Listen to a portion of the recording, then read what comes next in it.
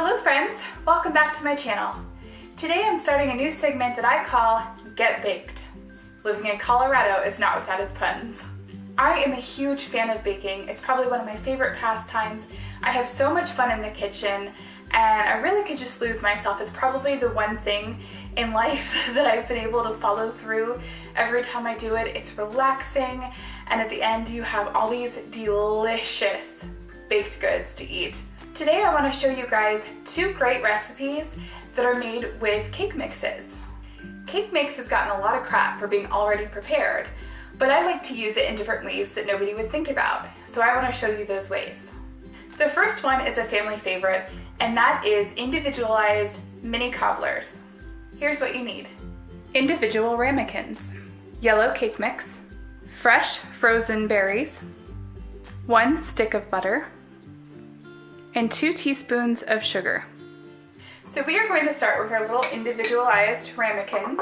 I got 4, there's 4 of us in our family, but you can even make this on your own. I love it because it's so quick and easy and tastes amazing. Now I'm going to take this container of frozen berries. I bought just a berry blend which has strawberries, blueberries, and blackberries, but you can pretty much use anything you want. I'm going to divide those among the 4 ramekins.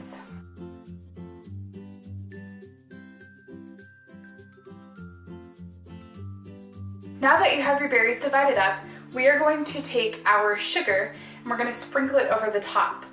Berries are naturally sweet, but I like adding the sugar. It really makes the juices come out and it tastes a whole lot sweeter in the cobbler. You are going to take your cake mix. This is yellow cake mix. I'm a huge fan of yellow cake mix. Oh, it's so good. You're going to take it and you're going to pour it over the top of each one, making sure to completely cover all of the berries, but not make it too thick.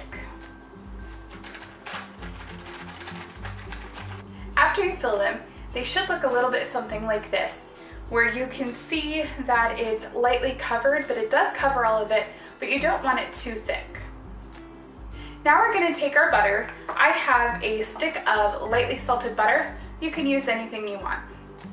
We are going to cut them into small, thin slices, and we're going to arrange them over the top of our ramekins.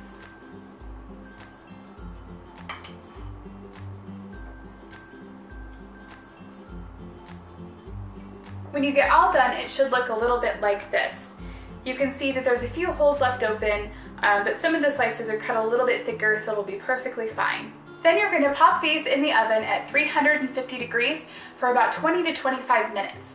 You want to look for a nice golden brown crust. If the butter has pooled in the middle, just take them out, take a spoon, smooth out the butter, pop them back in, and in like 10 minutes, you'll have a nice golden brown crust. The other recipe we're going to make today is something I like to call cake mix cookies. It is definitely fall time, and we are not in short supply of pumpkin or spice, so I thought I'd jump in on the theme and make some cinnamon spiced cookies. For this, you'll need a mixing bowl and spoon, spiced cake mix, 3/4 cup cinnamon chips, a 1/2 cup of vegetable oil, and 2 eggs. We're going to take our mixing bowl and our spoon, and we're going to take our cake mix. This is a spiced cake mix, and we're going to dump it in our bowl. Then we're going to take our eggs and our olive oil and mix them in.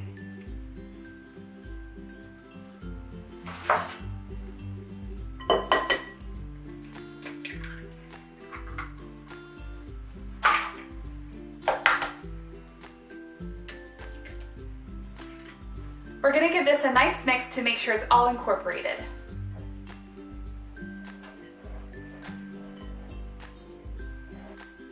When it's all mixed together, you'll see a nice sticky dough consistency, and it is perfect. The next thing we're going to do is mix in our cinnamon chips. I live in Colorado, and I remember they had these a couple of years ago, but I've been dying to find them and I couldn't find them anywhere. I actually had a friend from North Carolina bring these back for me, so thanks, Sharon. You're going to mix these up and incorporate all of the chips. Our dough is ready to go, but we're gonna stick it in the refrigerator for about 15 minutes to let it harden up a little bit so that way they don't fall when they bake. Now that our dough has sat for a good amount of time, we're going to spoon it out onto a cookie sheet. And I lined my cookie sheet with some parchment paper. I think it's easier when you are baking because that way if you have a cookie that's messy or sticky, you can always just grab it, throw a new sheet on, and you're done, rather than having to scrub it off and have burnt cookies on there. So I go with some parchment paper. We're going to take our spoon. We're going to spoon a good amount on there. We don't want it too big because then it can fall out, but we want a good sized cookie.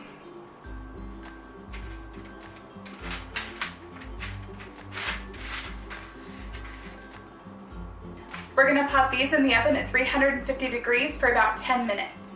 And here we have our delicious creations. Thank you guys so much for joining me today. I had a lot of fun, and I hope you guys did too. If you like this video and you'd like to see more, there's a subscribe button right at the bottom. I put out a few videos a week. I will see you guys next time. Bye!